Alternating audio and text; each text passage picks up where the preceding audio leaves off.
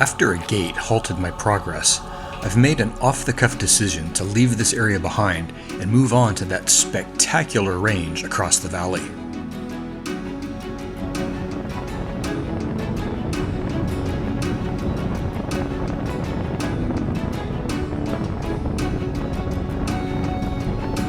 These mountains don't bother with foothills and rise dramatically, nearly straight up from the valley floor. I'm sitting at about 6,000 feet here, and some of those summits are towering more than a mile above me at over 12,000 feet. While many of the mountains in the area have received a fresh dusting of snow this week, the north faces of the highest peaks here appear to still be holding on to a thick foundation of last year's snow. Back down on the valley floor, some motion has caught my eye, and a herd of pronghorn races to cross the road.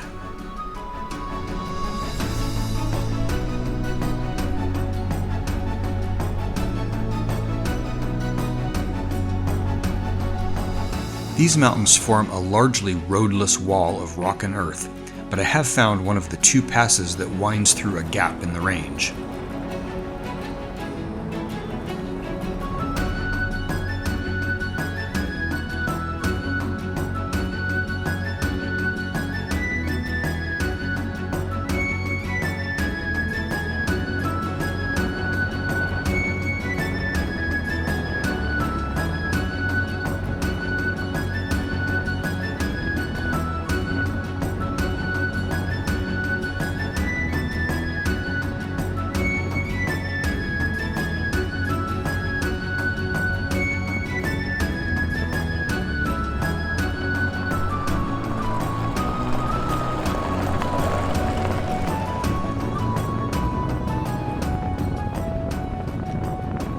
Soon, I've crested the pass at over 8,000 feet and begin a descent into a simply gorgeous, narrow valley. The little action cam is never going to do justice to how beautiful this is. So just take a look at this view as it came down off that pass. Wow. Wow. And up behind me, still more of that. Wow.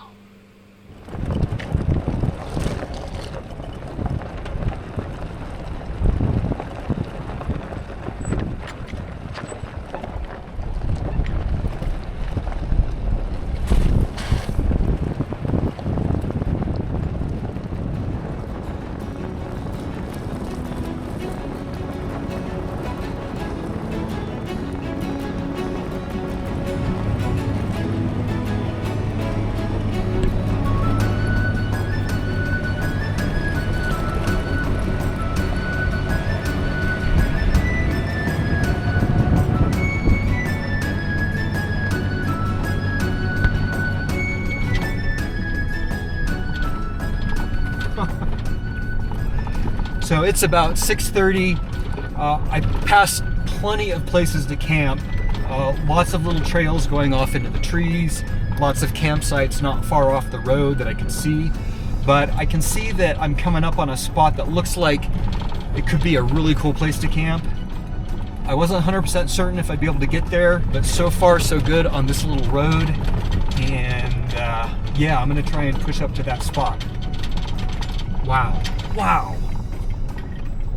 What the heck? Come on. I'll say it again. Wow.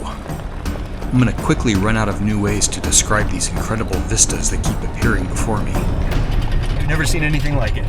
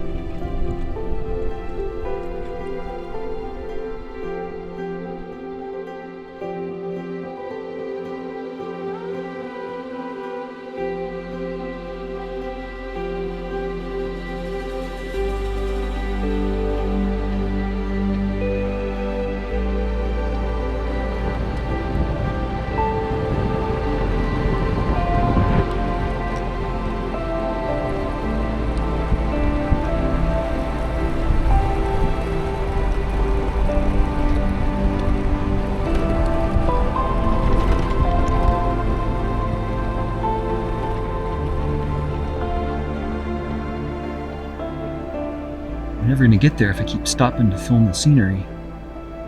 I just can't believe the views that keep opening up. This is insane. Okay, so that there is the backside of the mountains that we were looking at earlier from up by the mining areas. I came up through that gap right there, I'm pretty sure. Now I'm up at this high point where I can now see down into the next valley and the next range of mountains waiting beyond. I'm not going into that range on this trip, but it just never stops. What a beautiful drive so far. I can't believe it. I can't believe it.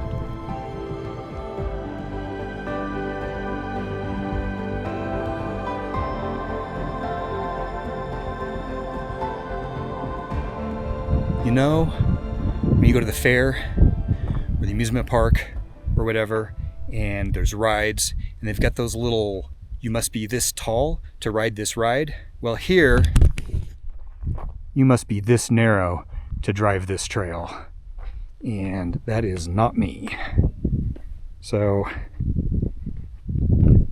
legit road if you've got an ATV, but not a legit road for me. Let me just, I think if I walk a little bit, I can show you where I was trying to get to. See that little lake down there? With that view of the valley behind? That would have been a nice little spot to camp, huh? Yes, it would have. Oh, dang. Look at how cool this is. So I'm going to continue on a ways further, but I'm not complaining. Just more opportunity to take in more of this jaw-dropping scenery.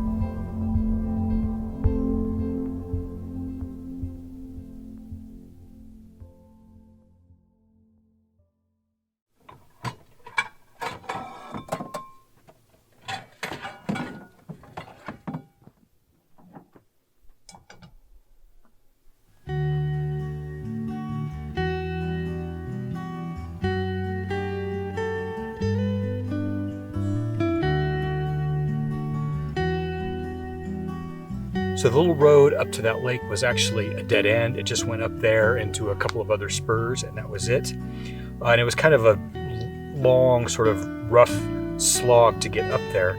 But I'm glad I didn't know that I couldn't get there, because I would have missed all of that amazing drive, that amazing view from up high up there. It was just incredible.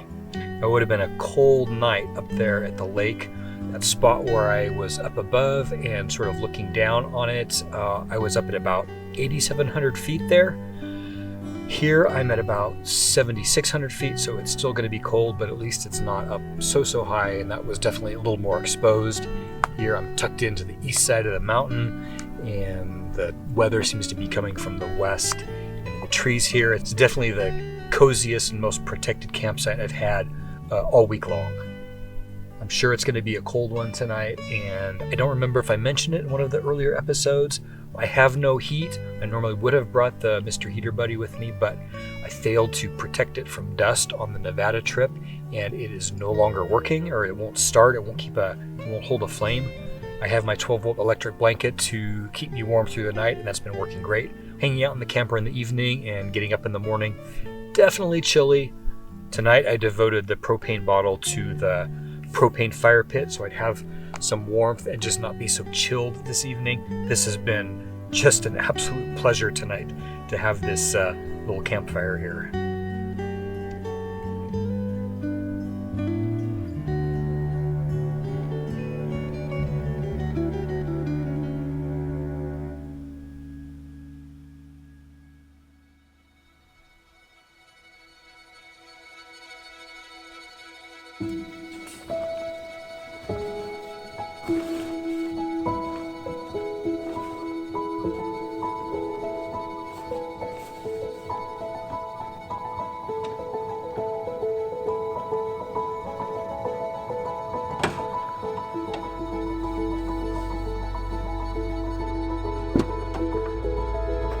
Well, I am gonna get right on the road this morning. It's a long trek to get all the way down around this mountain range on dirt roads. No idea if we get it done today or not. Just see what happens.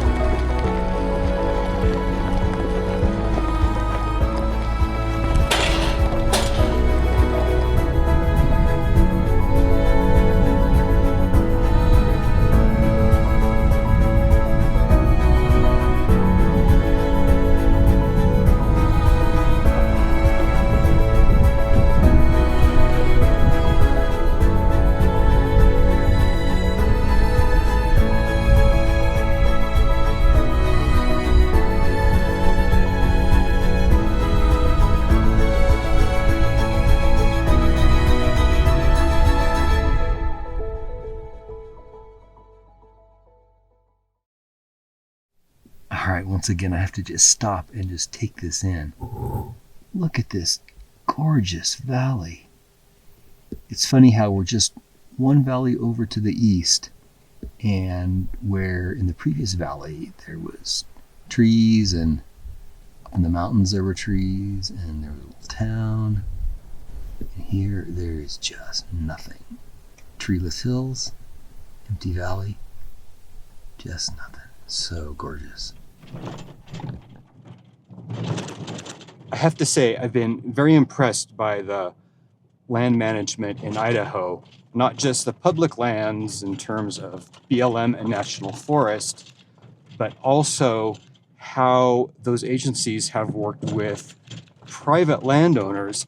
Every place I go along the highways, I see these public access signs that appear to go down to fishing spots along rivers and creeks over and over and over again. These places where the public can get down either through or onto a designated chunk of privately owned land and access these waterways. In fact, that little campground that I stumbled on that had the little metal bridge, that was one of those spots. And I've seen many of them. That area of mining history also, some of those ruins were at least partially on private land, but they had agreements with the BLM to allow access, except for the one that I wanted to get to, obviously.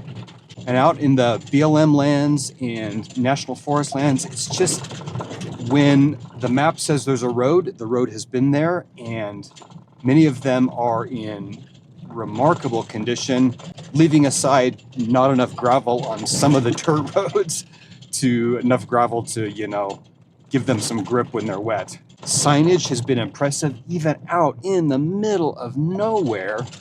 You hit a junction and look, there's a sign, this is that way, this is that way. It's really reassuring, you plot these routes, and I'm just looking at all these dirt roads look the same, and it looks like maybe this one's gonna work or maybe not. And then, you hit these signs and either realize, yeah, you were right, or actually, no, you were wrong and you need to change course. And also just road number signs on the various spurs and side roads, markers on those signs as to what types of vehicles are actually allowed. I feel like the signage is much better than what I experience on public lands in Oregon. Everything just seems to be well managed for a harmonious combination of public recreational use and, the ranchers who are running cattle on these lands. Oh yeah, that's another thing. I think I've only had to let myself through one, maybe two gates the entire week. There have been cattle guard crossings at fence lines rather than just these improvised gates of barbed wire strung together with posts that are truly a headache to open and close. This has really been an impressive experience, both in terms of the land management, as I mentioned, and just the unbelievable beauty. These mountains that just go on and on, mountain range after mountain range, and it's just gorgeous. These golden fields, these mountains rising in the background. I am at a loss for more words than that. That was probably enough as it was. Let's get back to the adventure here.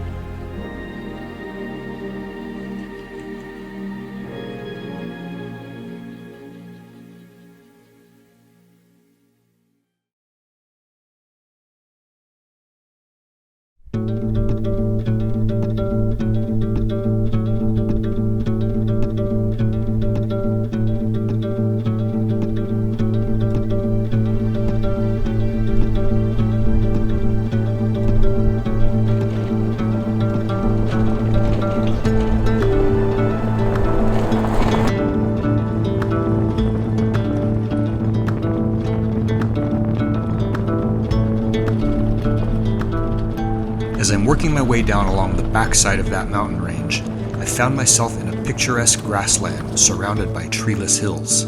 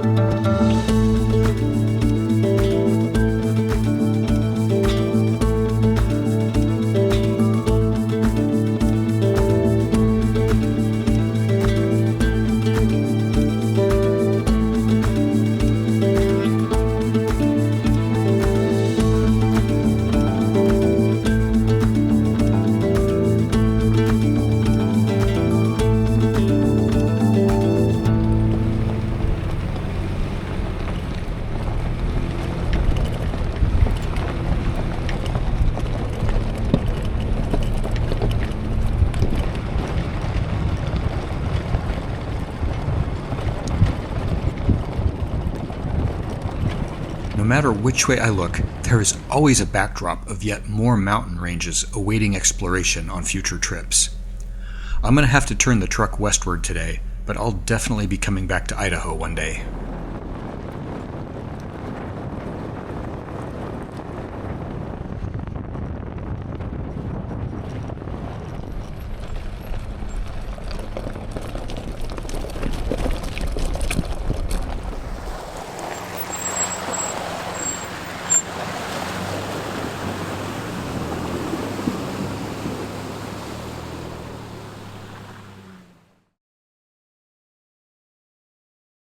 Well, I have almost completed my loop. I found my way back onto sort of a main gravel road. There's one last point of interest along the way here. I think this road goes right through it.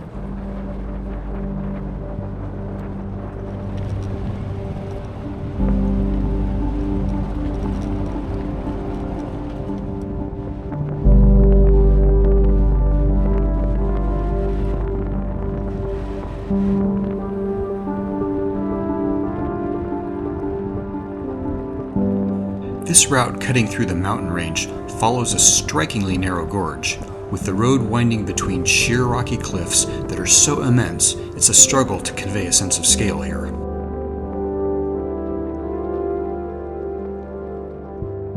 If you look closely enough on a large screen, you can see how these canyon walls utterly dwarf the vehicle you can barely see passing through below.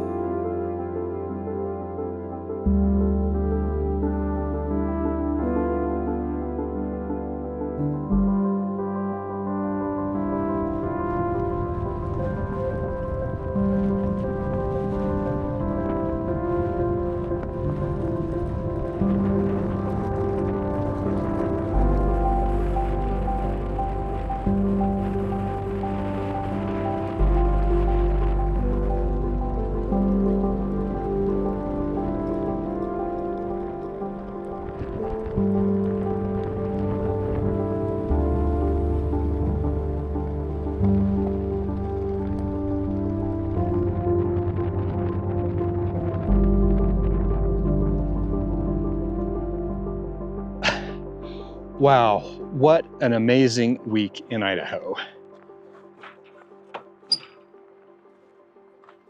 I did have, some sort of an idea of what to expect with the desert and the mountains. Everything was just bigger and more spectacular and more beautiful than I even anticipated. But it is time to air up and head home.